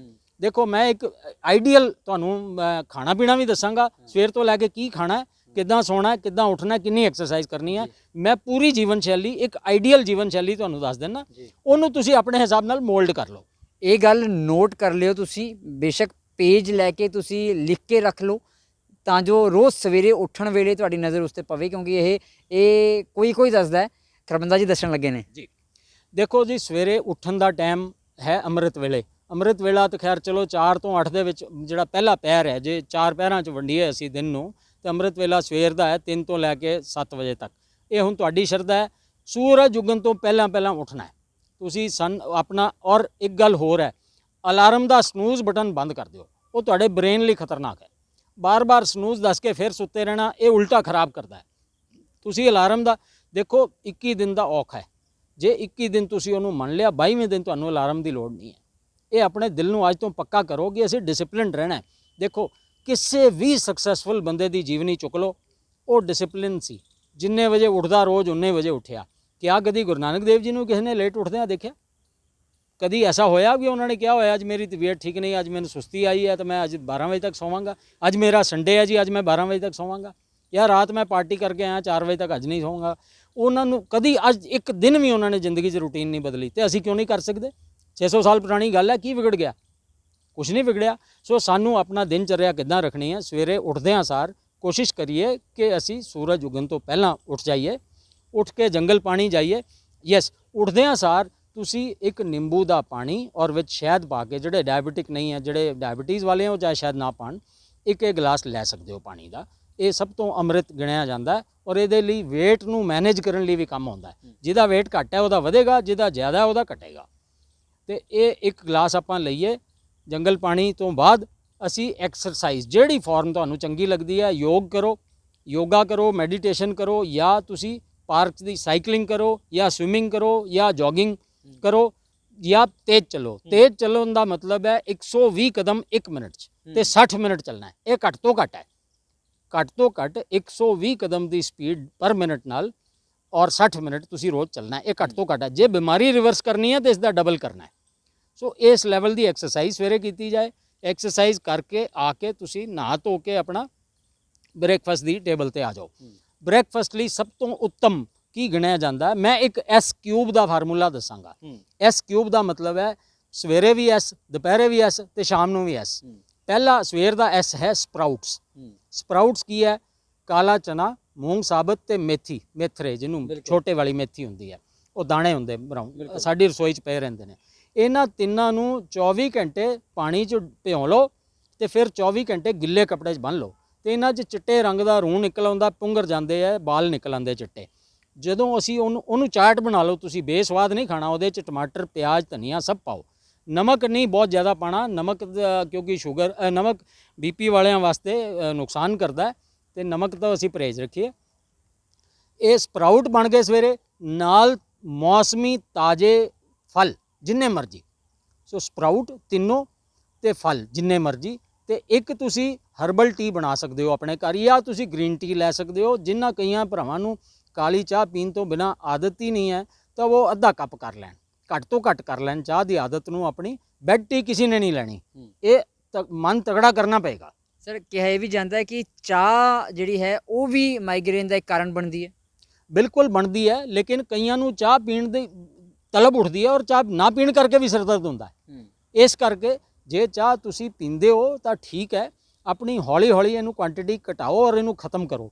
ਇੱਕਦਮ ਸਡਨਲੀ ਵੀ ਚਾਹ ਨਹੀਂ ਛੱਡ ਸਕਦੇ। ਜਿਸ ਦਿਨ ਛੱਡੋਗੇ ਤਾਂ ਤੁਸੀਂ ਅਗਲਾ ਇੱਕ, ਜਾਂ ਫਿਰ ਤੁਸੀਂ ਤਗੜੇ ਹੋ ਜਾਓ, ਅਗਲਾ 8 ਦਿਨ ਸਿਰ ਦਰਦ ਸਹਿਣ ਲਈ ਤਿਆਰ ਰੱਖੋ। ਉਹਨੂੰ ਵਿਡਰਾਲ ਸਿੰਪਟਮ ਕਹਿੰਦੇ ਹਾਂ ਅਸੀਂ। ਉਹ ਸਰੀਰ ਚੁਸਤੀ ਮੰਗਦਾ ਹੈ। ਦੇਖੋ ਜਿੰਨੇ ਵੀ ਨਸ਼ੇ ਵਾਲੀਆਂ ਚੀਜ਼ਾਂ, ਚਾਹ, ਕੌਫੀ, ਜਰਦਾ, ਆਪਣਾ ਤੰਬਾਕੂ ਤੇ ਅਲਕੋਹਲ, ਇਹ ਸਾਰੀਆਂ ਨਾ ਸਾਡੇ ਹਾਰਮੋਨਸ ਪੈਦਾ ਕਰਦੀਆਂ ਸਰੀਰ 'ਚ, ਜਿਹਦੇ ਨਾਲ ਸਾਡੇ ਮਸਲ 'ਚ ਅਜੀਬ ਤਰ੍ਹਾਂ ਦੀ ਫੁਰਤੀ ਆਉਂਦੀ ਹੈ। ਇੱਕ ਬੜਾ ਫਰੈਸ਼ ਫੀਲ ਕਰਦਾ ਬੰਦਾ, ਐਨਰਜੈਟਿਕ ਫੀਲ ਕਰਦਾ ਹੈ ਤੇ ਦੌੜਦਾ ਹੈ। ਲੇਕਿਨ ਨਿਊਟਨ ਦਾ ਤੀਜਾ ਲਾ ਹੈ, every action has got an equal and opposite reaction. ਤੇ ਜਿੰਨਾ ਕੁ ਕਿੱਕ ਵੱਜੇਗੀ ਓਨਾ ਹੀ ਡਾਊਨ ਵੀ ਜਾਊਗਾ ਬੰਦਾ, ਤੇ ਜਦੋਂ ਡਾਊਨ ਜਾਏਗਾ ਫਿਰ ਉਸ ਤੋਂ ਡਬਲ ਨਸ਼ਾ ਮੰਗੂਗਾ। ਸੋ ਇਹ ਨਸ਼ੇ ਤੋਂ ਤਾਂ ਪੰਜਾਬ ਸਾਰਾ ਕਿਸ ਹਾਲਾਤਾਂ ਚਿੱਟੇ 'ਚ ਬੀਤ ਰਿਹਾ, ਇਹ ਮੈਨੂੰ ਦੱਸਣ ਦੀ ਲੋੜ ਨਹੀਂ ਹੈ, ਨਾ ਅੱਜ ਦਾ ਵਿਸ਼ੇ ਹੈ। ਲੇਕਿਨ ਮੈਂ ਇਹੀ ਕਹਿਣਾ ਚਾਹਾਂਗਾ, ਜੇ ਚਾਹ ਕੌਫੀ ਦੇ ਅਸੀਂ ਸ਼ੌਕੀਨ ਹਾਂ, ਇਹਨੂੰ ਕੁਆਂਟੀਟੀ ਵੇਅਰ ਮਿਨੀਮਮ ਕਰ ਲਓ ਤਾਂ ਕਿ ਹੌਲੀ ਹੌਲੀ ਤੁਸੀਂ ਇਹ ਤੋਂ ਨਿਜਾਤ ਪਾ ਸਕੋ। ਸੋ ਆਪਾਂ ਬ੍ਰੇਕਫਾਸਟ 'ਤੇ ਆਏ ਸੀ, ਸਪਰਾਊਟਸ ਆਪਣਾ ਕਾਲੇ ਚਨੇ ਦੇ, ਮੇਥੀ ਦੇ ਤੇ ਮੂੰਗ ਸਾਬਤ ਦੇ, ਪਲੱਸ ਫਰੈਸ਼ ਫਰੂਟ ਨਾਲ ਹਰਬ ਟੀ। ਇਹ ਆਈਡੀਅਲ ਬ੍ਰੇਕਫਾਸਟ ਹੈ। ਇੱਕ ਮੁੱਠੀ ਬੰਦ ਕਰਕੇ ਡਰਾਈ ਫਰੂਟ ਜਿਹੜਾ ਮਰਜ਼ੀ, ਇਹ ਪੂਰੇ ਦਿਨ 'ਚ ਤੁਸੀਂ ਖਾ ਸਕਦੇ ਹੋ। ਇਹ ਤੁਹਾਡੀ ਇੱਛਾ ਹੈ, ਜਦੋਂ ਮਰਜ਼ੀ ਖਾਓ। ਅਖਰੋਟ ਔਰ ਬਦਾਮ ਇਸ 골ਡ ਸਟੈਂਡਰਡ ਨੇ, ਸਦੀਆਂ ਤੋਂ ਟੌਪ ਦੇ ਗਿਣੇ ਜਾਂਦੇ ਨੇ। ਦੇਖੋ ਅਖਰੋਟ ਦੀ ਗੱਲ ਮੈਂ ਕਰਾਂਗਾ, ਅਖਰੋਟ ਮਾਈਗ੍ਰੇਨ ਲਈ ਬਹੁਤ ਵਧੀਆ। ਜਿਨ੍ਹਾਂ ਭੈਣਾਂ ਨੂੰ ਮਾਈਗ੍ਰੇਨ ਹੈ, ਅਖਰੋਟ ਉਹਨਾਂ ਲਈ ਅੰਮ੍ਰਿਤ ਹੈ। 1 2 3 ਅਪ ਟੂ 2 ਅਖਰੋਟ ਤੁਸੀਂ ਪੂਰੇ ਦਿਨ 'ਚ ਖਾ ਸਕਦੇ ਹੋ। ਅਖਰੋਟ ਦੀ ਜਿਹੜੀ ਸ਼ਕਲ ਹੈ ਉਹ ਸਾਡੇ ਬ੍ਰੇਨ ਨਾਲ ਮਿਲਦੀ ਹੈ, ਬਿਲਕੁਲ ਦਿਮਾਗ ਨਾਲ ਮਿਲਦੀ ਹੈ। ਸਾਡੀਆਂ ਨਸਾਂ ਨੂੰ ਤਾਕਤ ਦਿੰਦਾ, ਸਾਡੇ ਲਿਵਰ ਨੂੰ, ਉਹਦੇ 'ਚ ਡੈਫੀਨੇਟਲੀ ਮੈਗਨੀਸ਼ੀਅਮ ਬੜਾ ਹਾਈ ਹੈ ਜਿਹੜਾ ਸਾਡੇ ਲਈ ਚੰਗਾ ਹੈ। ਸੋ ਇਸ ਬ੍ਰੇਕਫਾਸਟ ਹੋ ਗਿਆ ਤੁਹਾਡਾ। ਉਸ ਤੋਂ ਬਾਅਦ ਅਸੀਂ ਲੰਚ 'ਤੇ ਆਈਏ। ਲੰਚ ਦੇ ਵੇਲੇ ਤੁਸੀਂ ਹਮੇਸ਼ਾ 2 ਪਲੇਟਾਂ 'ਚ ਲੰਚ ਕਰਨਾ ਹੈ। ਪਹਿਲੀ ਪਲੇਟ ਤੁਹਾਡੀ ਜਿਹੜੀ ਹੈ ਉਹ ਸੀਜ਼ਨਲ ਮੀਨ ਮੌਸਮੀ, ਹਰੇ ਪੱਤਿਆਂ ਦਾ, ਔਰ ਜਿੱਥੇ ਲੋਕਲ ਹੈ, ਜੋ ਤੁਹਾਨੂੰ ਸਲਾਦ ਲਈ ਅਵੇਲੇਬਲ ਹੈ ਚੀਜ਼ਾਂ। ਇੱਕ ਪਲੇਟ ਪਹਿਲਾਂ ਤੁਸੀਂ ਪੂਰੀ ਭਰ ਕੇ ਸਲਾਦ ਦੀ ਖਾ ਲੈਣੀ ਹੈ। ਉਸ ਤੋਂ ਬਾਅਦ 4 ਕਟੋਰੀਆਂ ਸਬਜ਼ੀ ਲੈਣੀ ਹੈ। ਸਬਜ਼ੀ ਜਿਹੜੀ ਵੀ ਤੁਹਾਡੀ ਬਣੀ ਹੈ, ਦਾਲ ਸਬਜ਼ੀ ਜੋ ਵੀ ਬਣਿਆ, ਉਹਦੀ 4 ਕਟੋਰੀਆਂ ਤੇ ਰੋਟੀ 4 ਕਟੋਰੀਆਂ ਨਾਲ ਸਿਰਫ 1। ਇਹ ਤੁਹਾਡੀ ਰੇਸ਼ੀਓ ਹੋਣੀ ਚਾਹੀਦੀ ਹੈ ਖਾਣੇ ਦੀ। ਪਹਿਲਾਂ ਸਲਾਦ ਦੀ ਪਲੇਟ, ਪੂਰੀ ਵੱਡੀ ਪਲੇਟ, ਜਿੰਨੀ ਪਲੇਟ ਰੋਟੀ ਦੀ ਹੈ ਉਨੀ ਪਲੇਟ ਸਲਾਦ ਦੀ, ਉਹ ਖਤਮ ਕਰ ਲਓ। ਫਿਰ ਤੁਸੀਂ ਖਾਣੇ ਤੇ ਆ ਜਾਓ। 4 ਕਟੋਰੀਆਂ ਸਬਜ਼ੀ ਔਰ ਅੱਧੀ ਜਾਂ 1 ਜੋਨੀ ਵੀ ਤੁਸੀਂ ਰੋਟੀ ਖਾਣੀ ਹੈ, ਉਹ ਖਤਮ ਕਰੋ। ਇਹ ਤੁਹਾਡੀ ਡਾਈਟ ਹੋ ਗਈ ਦੁਪਹਿਰ ਦੀ। ਸ਼ਾਮ ਦੀ ਚਾਹ ਦੇ ਤਾਂ ਸਾਰੇ ਅਸੀਂ ਸ਼ੌਕੀਨ ਹਾਂ। ਨਾਲੇ ਤੁਸੀਂ ਕਹਿ ਰਹੇ ਹੋ ਚਾਹ ਛੱਡੋ। ਜੀ, ਮੈਂ ਤਾਂ 100% ਕਹਿ ਰਿਹਾ, ਲੇਕਿਨ ਚਾਹ ਦਾ ਵੇਲਾ ਗਿਣਿਆ ਜਾਂਦਾ। ਹਿੰਦੁਸਤਾਨ 'ਚ ਹੁਣ ਅਤਿਥੀ ਸਤਿਕਾਰ ਹੀ ਚਾਹ ਨਾਲ ਹੁੰਦਾ। ਸ਼ਾਮ ਦਾ ਦੁੱਧ ਪੀ ਸਕਦਾ ਬੰਦਾ, ਦੁੱਧ ਪੀ ਸਕਦਾ, ਨਿੰਬੂ ਪਾਣੀ ਪੀ ਸਕਦਾ, ਨਾਰੀਅਲ ਪਾਣੀ। ਸਭ ਤੋਂ ਅੰਮ੍ਰਿਤ ਜਿਹੜਾ ਫੂਡ ਹੈ, ਜਿਹੜਾ ਅੰਮ੍ਰਿਤ ਪੀਣ ਵਾਲਾ ਡਰਿੰਕ ਹੈ, ਉਹ ਨਾਰੀਅਲ ਪਾਣੀ ਹੈ ਤੇ ਛਾਛ ਹੈ। ਇਹ 2 ਚੀਜ਼ਾਂ ਅੰਮ੍ਰਿਤ ਗਿਣੀਆਂ ਜਾਂਦੀਆਂ। ਇਹਨੂੰ ਤੁਸੀਂ ਦਿਨ 'ਚ 50 ਵਾਰੀ ਪੀ ਸਕਦੇ ਹੋ, ਜਿੰਨਾ ਮਰਜ਼ੀ ਪੀ ਸਕਦੇ ਹੋ। ਨਾਰੀਅਲ ਪਾਣੀ ਤੇ ਛਾਛ, ਇਹ ਜਿੰਨਾ ਮਰਜ਼ੀ ਪੀਓ। ਤੇ 4 ਵਜੇ ਵਾਲੀ ਜਿਹੜੀ ਚਾਹ ਹੈ, ਜਾਂ ਤੁਸੀਂ ਹਰਬ ਟੀ ਲੈ ਲਓ ਜਾਂ ਤੁਸੀਂ ਗ੍ਰੀਨ ਟੀ ਲੈ ਲਓ, ਨਾਲ ਤੁਸੀਂ ਨਮਕੀਨ ਬਿਸਕਟ ਨਹੀਂ ਖਾਣੇ, ਤੁਸੀਂ ਇਹਦੇ 'ਚ ਕੋਈ ਵੀ ਨੈਚੁਰਲ ਚੀਜ਼ਾਂ ਲੈ ਸਕਦੇ ਹੋ, ਕੋਈ ਵੀ ਮੂੰਗਫਲੀ ਲੈ ਸਕਦੇ ਹੋ ਦਾਣੇ ਜਿਹੜੇ ਸਿੰਪਲ ਮਿਲਦੇ ਆ, ਜਾਂ ਕੋਈ ਡਰਾਈ ਫਰੂਟ ਲੈ ਸਕਦੇ ਹੋ, ਇਹ ਅਲਾਉਡ ਹੈ। ਨਮਕੀਨ ਬਾਹਰਲਾ ਨਹੀਂ ਅਲਾਉਡ, ਨਾ ਹੀ ਬਾਹਰਲੇ ਬਿਸਕਟ, ਡੱਬਾ ਬੰਦ ਤਾਂ ਅਸੀਂ ਮਨਾ ਹੀ ਕਰ ਦਿੱਤਾ ਨਾ, ਤੇ ਉਹ ਦੋਨੋਂ ਬਾਹਰ ਵਰਕਾ ਫਟ ਗਿਆ। ਸੋ ਇਹ ਤੁਹਾਡੀ ਸ਼ਾਮ ਦੀ ਚਾਹ ਹੋ ਗਈ। ਉਸ ਤੋਂ ਬਾਅਦ ਅਸੀਂ ਆ ਜਾਈਏ ਡਿਨਰ ਤੇ। ਡਿਨਰ ਤੇ ਫਿਰ ਐਸੀ ਯਾਦ ਰੱਖ ਲੈਣਾ, ਜਿਹੜੀਆਂ ਅਸੀਂ ਸਲਾਦ ਦੀ ਪਲੇਟ ਲਈ ਸੀ, ਉਹ ਸਾਰੀ ਪਲੇਟ ਕੁੱਕਰ 'ਚ ਪਾਓ, 1 ਸੀਟੀ ਚਲਾਓ। ਉਹ 1 ਸੀਟੀ ਤੋਂ ਬਾਅਦ ਹਾਫ ਕੁਕਡ ਸਬਜ਼ੀਆਂ ਸਟੀਮਡ ਉਹ ਹੋ ਜਾਣਗੀਆਂ, ਉਹ ਵੀ ਖਾ ਲਓ ਤੇ ਸਾਰਾ ਸੂਪ ਪੀ ਲਓ। ਕਿਉਂਕਿ ਦੇਖੋ ਲਿਵਰ ਨੂੰ ਜਿੰਨਾ ਅਸੀਂ ਘੱਟ ਰਾਤ ਨੂੰ, ਔਰ ਇੱਕ ਗੱਲ ਹੋਰ, ਰਾਤ ਦਾ ਜਿਹੜਾ ਡਿਨਰ ਹੈ ਉਹ ਲੇਟਣ ਤੋਂ 2 ਘੰਟੇ ਪਹਿਲੇ ਖਤਮ ਹੋ ਜਾਣਾ ਚਾਹੀਦਾ। ਜੇ ਤੁਸੀਂ 10 ਵਜੇ ਲੇਟਣ ਜਾਣਾ ਹੈ ਤੇ 8 ਵਜੇ ਤੁਹਾਨੂੰ ਆਪਣਾ ਡਿਨਰ ਖਤਮ ਕਰ ਲੈਣਾ ਪਏਗਾ। ਇਹ ਜੇ ਡਿਸਪਲਿਨ ਅਸੀਂ ਰੱਖ ਲਵਾਂਗੇ, ਜੇ ਇਦਾਂ ਦਾ ਖਾਣਾ ਪੀਣਾ ਰੱਖ ਲਾਂਗੇ, ਜੇ ਇੰਨੀ ਐਕਸਰਸਾਈਜ਼ ਕਰ ਲਾਂਗੇ, ਤੇ ਮਾਈਗ੍ਰੇਨ ਦੀ ਦਵਾਈ ਦੀ ਤਾਂ ਲੋੜ ਹੀ ਨਹੀਂ ਪਏਗੀ। ਫਿਰ ਵੀ ਤੁਹਾਡੀ ਜਾਣਕਾਰੀ ਲਈ ਮੈਂ ਕੁਝ ਹੋਮਿਓਪੈਥਿਕ ਦਵਾਈਆਂ ਦੇ ਨਾਮ ਹੀ ਦੱਸ ਦਿੰਨਾ, ਲੇਕਿਨ ਮੇਰੀ ਸਲਾਹ ਹੈ ਕਿਸੇ ਵੀ ਕੁਆਲੀਫਾਈਡ ਆਪਣੇ ਘਰ ਦੇ ਨੇੜੇ ਜਿਹੜਾ ਤੁਹਾਡਾ ਹੋਮਿਓਪੈਥਿਕ ਡਾਕਟਰ ਹੈ, ਜਾਂ ਕਿਸੇ ਨਾਲ ਟੈਲੀ ਕੰਸਲਟ ਕਰਕੇ ਹੀ ਲਓ ਇਹਨਾਂ ਨੂੰ। ਲੈਕ ਕੈਨ ਦਵਾਈ ਆਉਂਦੀ ਹੈ ਸਾਡੀ ਸੱਜੇ ਪਾਸੇ, ਜੇ ਮਾਈਗ੍ਰੇਨ ਹੋਏ ਤਾਂ ਸੈਂਗੂਨੇਰੀਆ ਦਵਾਈ ਆਉਂਦੀ ਹੈ, ਜੇ ਖੱਬੇ ਪਾਸੇ ਹੋਏ ਤਾਂ ਸਪਾਈਜ਼ੀਲੀਆ ਦਵਾਈ ਆਉਂਦੀ ਹੈ, ਨੈਟਰਮਿਊਰ ਇਹਦੀ ਦਵਾਈ ਹੈ, ਪੈਸੀਫਲੋਰਾ ਇਹਦੀ ਦਵਾਈ ਹੈ, ਅਵੀਨਾ ਸਟਾਈਵਾ ਇਹਦੀ ਦਵਾਈ ਹੈ। ਮੇਰੇ ਖਿਆਲ ਠਾਕੁਰ ਸਾਹਿਬ ਇੰਨੀਆਂ ਕੁ ਦਵਾਈਆਂ ਆਪਾਂ ਦਰਸ਼ਕਾਂ ਲਈ ਦੱਸ ਦਿੱਤੀਆਂ। ਜੇ ਤੁਸੀਂ ਕਹੋਗੇ ਤਾਂ ਆਪਾਂ ਕਮੈਂਟ ਬਾਕਸ 'ਚ ਵੀ ਪਾ ਦਿਆਂਗੇ, ਲੇਕਿਨ ਫਿਰ ਵੀ ਰਿਕੁਐਸਟ ਹੈ ਕਿ ਸਲਾਹ ਤੋਂ ਬਿਨਾਂ ਨਾ ਲਈਆਂ ਜਾਣ। ਤੇ ਇਹ ਸਾਰੇ ਅਸੀਂ ਕਾਰਨ ਤੁਹਾਨੂੰ ਦੱਸ ਦਿੱਤੇ ਨੇ। ਜੇ ਤੁਸੀਂ ਇਹ ਜੀਵਨ ਸ਼ੈਲੀ ਅਪਣਾ ਲਓਗੇ ਤਾਂ ਇਹ ਮੇਰੀ ਤੁਹਾਡੇ ਨਾਲ ਵਾਅਦਾ ਹੈ ਕਿ ਤੁਹਾਨੂੰ ਮਾਈਗ੍ਰੇਨ ਤੋਂ ਨਿਜਾਤ ਮਿਲ ਜਾਏਗੀ। ਤੁਸੀਂ 21 ਦਿਨ ਦਾ ਕਿਹਾ ਨਾ, ਵੀ 21 ਦਿਨ ਦੀ ਮੁਸ਼ਕਿਲ ਹੁੰਦੀ ਹੈ ਤੇ 22ਵੇਂ ਦਿਨ ਤੋਂ ਰੂਟੀਨ ਬਣ ਜਾਂਦੀ ਹੈ। 22ਵੇਂ ਦਿਨ ਆਪਣੇ ਆਪ ਬਿਲਕੁਲ ਡਿਸਪਲਿਨ ਦਾ ਇਹ ਰੂਲ ਹੈ। ਇਹ ਸਾਡੇ ਬ੍ਰੇਨ, ਦੇਖੋ ਸਾਡੇ ਬ੍ਰੇਨ ਨੂੰ ਜੇ ਅਸੀਂ 8 ਹਿੱਸਿਆਂ 'ਚ ਵੰਡ ਦਈਏ ਤਾਂ ਇੱਕ ਹਿੱਸਾ ਕੌਨਸ਼ੀਅਸ ਹੈ, 7 ਹਿੱਸੇ ਸਬ ਕੌਨਸ਼ੀਅਸ ਹੈ। 7 ਹਿੱਸੇ ਸਬ ਕੌਨਸ਼ੀਅਸ ਨੂੰ ਰੀਸਟੋਰ ਕਰਨਾ ਹੈ। ਸਟੋਰ ਕਿੱਦਾਂ ਕਰਨਾ ਹੈ 7 ਹਿੱਸਿਆਂ ਨੂੰ? ਸਬ ਕੌਨਸ਼ੀਅਸ ਬ੍ਰੇਨ, ਸਬ ਕੌਨਸ਼ੀਅਸ ਬ੍ਰੇਨ 'ਚ ਜਦੋਂ ਸਟੋਰ ਹੋ ਗਿਆ ਫਿਰ ਉਹ ਕੌਨਸ਼ੀਅਸ ਆਪਣੇ ਆਪ ਫੋਲੋ ਕਰ ਲੇਗਾ, ਫਿਰ ਕੋਈ ਮੁਸ਼ਕਿਲ ਨਹੀਂ ਹੈ, ਫਿਰ ਕੌਨਸ਼ੀਅਸ ਆਪਣੇ ਆਪ ਫੋਲੋ। ਸੋ 21 ਦਿਨ ਸਬ ਕੌਨਸ਼ੀਅਸ 'ਚ ਅਸੀਂ ਸਟੋਰ ਦਾ ਬਟਨ ਦਬਾਉਣਾ ਹੈ। ਕੰਪਿਊਟਰ 'ਚ ਟਾਈਪ ਕਰਕੇ ਪੂਰਾ ਪੇਜ ਰੱਖ ਕੇ ਸੇਵ ਦਾ ਬਟਨ ਵੀ ਦਬਾਉਣਾ ਪੈਂਦਾ ਹੈ। ਸੋ ਸਾਡੇ ਕੰਪਿਊਟਰ ਨੂੰ 21 ਦਿਨ ਚਾਹੀਦੇ ਸੇਵ ਕਰਨ ਲਈ। 21 ਦਿਨ ਸੇਵ ਹੋ ਗਿਆ। ਕਹਿੰਦੇ ਵੀ ਮਾਈਗ੍ਰੇਨ ਦਾ ਦਰਦ ਅੱਧੇ ਸਿਰ ਦਾ ਦਰਦ ਹੁੰਦਾ ਹੈ, ਅੱਧੇ ਸਿਰ 'ਚ ਦਰਦ ਹੁੰਦੀ ਹੈ। ਜੀ ਹਾਂ, ਮੈਂ ਤੁਹਾਨੂੰ ਬਿਲਕੁਲ ਸ਼ੁਰੂਆਤ 'ਚ ਹੀ ਦੱਸਿਆ ਸੀ, ਅੱਧੇ ਸਿਰ ਦਾ ਮਤਲਬ ਜਾਂ ਇਸ ਤਰ੍ਹਾਂ ਇੱਕ ਸਾਈਡ ਤੇ ਜਾਂ ਫਿਰ ਇੱਧਰ ਇੱਕ ਸਾਈਡ। ਇਹ ਡੈਫੀਨੇਟਲੀ ਇਹਨੂੰ ਹਾਫ ਅਸੀਂ ਵੰਡ ਦਿੰਨੇ ਆ, ਇੱਕ ਦਿਨ ਇੱਧਰ ਇੱਕ ਦਿਨ ਇੱਧਰ। ਕੁਝ ਕੇਸਿਸ 'ਚ ਦੋਨੋਂ ਪੂਰਾ ਵੀ ਹੋ ਸਕਦਾ ਹੈ, ਲੇਕਿਨ ਇਹਦੇ 'ਚ ਦੇਖੋ ਮਾਈਗ੍ਰੇਨ ਵਾਲੇ ਪੱਕੀ ਪਛਾਣ ਹੈ, ਉਲਟੀ ਆਉਣ ਦਾ ਦਿਲ ਕਰੇਗਾ, ਘਬਰਾਹਟ ਹੋਏਗੀ, ਸਿਰ ਦਰਦ ਹੋਏਗਾ, ਰੌਸ਼ਨੀ ਚੰਗੀ ਨਹੀਂ ਲੱਗੇਗੀ, ਆਵਾਜ਼ ਚੰਗੀ ਨਹੀਂ ਲੱਗੇਗੀ। ਇਹ ਖਾਸ ਇਹਦੀ ਨਿਸ਼ਾਨੀ ਹੈ ਮਾਈਗ੍ਰੇਨ। ਸਾਡੇ ਨਾਲ ਗੱਲਬਾਤ ਕਰਨ ਲਈ ਬਹੁਤ ਬਹੁਤ ਧੰਨਵਾਦ, ਕਿਉਂਕਿ ਜੋ ਤੁਸੀਂ ਮੈਂ ਕਹਾਂਗਾ ਗੱਲਾਂ ਦੱਸੀਆਂ ਨੇ, ਬੜੀਆਂ ਅਣਮੁੱਲੀਆਂ ਗੱਲਾਂ ਨੇ, ਉਹ ਪੈਸੇ ਖਰਚ ਕੇ ਵੀ ਬੰਦਾ ਨਹੀਂ ਸਿੱਖ ਸਕਦਾ। ਲੇਕਿਨ ਮੈਂ ਇੱਕ ਗੱਲ ਕਲੈਰੀਫਾਈ ਕਰਨਾ ਚਾਹਾਂਗਾ, ਸਰ ਨੇ ਕਿਹਾ ਵੀ ਖਾਣ ਪੀਣ ਦਾ ਤਰੀਕਾ ਦੱਸਾਂਗੇ, ਤੁਸੀਂ ਹੁਣ ਕਹਿਣਾ ਹੈ ਕਿ ਖਾਣ ਦਾ ਦੱਸਿਆ, ਪੀਣ ਦਾ ਨਹੀਂ ਦੱਸਿਆ। ਤਾਂ ਪੀਣ ਦਾ ਸਰ ਨੇ ਹਰਬ ਟੀ ਕਿਹਾ ਹੈ ਜਾਂ ਨਿੰਬੂ ਪਾਣੀ ਕਿਹਾ ਹੈ, ਤੁਸੀਂ ਦੂਜਾ ਪੀਣਾ ਨਾ ਸਮਝਿਓ, ਉਹਦੀ ਗੱਲ ਨਹੀਂ ਕੀਤੀ ਹੈ, ਉਹ ਹਾਨੀਕਾਰਕ ਹੈ ਤੁਹਾਡੇ ਲੀਵਰ ਲਈ ਵੀ, ਤੁਹਾਡੀ ਸਿਹਤ ਲਈ ਵੀ। ਮੈਂ ਠੀਕ ਹੈ ਸਰ? ਬਿਲਕੁਲ ਜੀ, ਅਲਕੋਹਲ ਕਿਸੇ ਇੱਕ ਬੂੰਦ ਵੀ ਚੰਗੀ ਨਹੀਂ ਕਿਸੇ ਦੀ ਤਰ੍ਹਾਂ। ਹਾਂ, ਇਸ ਕਰਕੇ ਤੁਸੀਂ ਖਾਣ ਵੱਲ ਜ਼ਿਆਦਾ ਧਿਆਨ ਦਿਓ ਜੋ ਸਰ ਨੇ ਕਿਹਾ ਹੈ, ਤੇ ਪੀਣ ਵੱਲ ਘੱਟ ਧਿਆਨ ਦਿਓ ਜੋ ਸਰ ਨੇ ਕਿਹਾ ਹੈ। ਬੇਸਿਕਲੀ ਮੈਂ ਹੁਣ ਤੁਹਾਨੂੰ ਜੇ ਆਪਾਂ ਸਮਾਪਤੀ ਵੱਲ ਵੀ ਜਾਈਏ ਤਾਂ ਜੋ ਨੁਸਖੇ ਸਰ ਨੇ ਦੱਸੇ ਨੇ ਉਹ ਮੇਰੇ ਖਿਆਲ ਦੇ ਵਿੱਚ ਅਣਮੁੱਲੇ ਨੇ, ਤੁਸੀਂ ਨੋਟ ਕਰਕੇ ਰੱਖੋ। ਤੇ 21 ਦਿਨ ਸਰ ਨੇ ਕਿਹਾ ਹੈ ਮੁਸ਼ਕਿਲ ਭਰੇ ਹੋ ਸਕਦੇ ਨੇ, ਪਰ ਜੇ ਤੁਸੀਂ 21 ਦਿਨ ਇਹ ਰੂਟੀਨ ਫੋਲੋ ਕੀਤੀ ਤਾਂ ਮਾਈਗ੍ਰੇਨ ਤੋਂ ਹਮੇਸ਼ਾ ਦੇ ਲਈ ਛੁਟਕਾਰਾ ਮਿਲ ਸਕਦਾ ਹੈ। ਨਾਲੇ ਦੂਜੀ ਗੱਲ, ਜੇ ਤੁਹਾਨੂੰ ਮਾਈਗ੍ਰੇਨ ਨਹੀਂ ਤਾਂ ਤੁਹਾਨੂੰ ਜ਼ਿੰਦਗੀ 'ਚ ਕਦੇ ਵੀ ਮਾਈਗ੍ਰੇਨ ਨਹੀਂ ਹੋਵੇਗਾ। ਕੈਮਰਾ ਪਰਸਨ ਮਨੋਜ ਦੇ ਨਾਲ ਠਾਕੁਰ ਅਮਨਦੀਪ ਸਿੰਘ, ਦ ਖਬਰਸਾਰ, ਚੰਡੀਗੜ੍ਹ।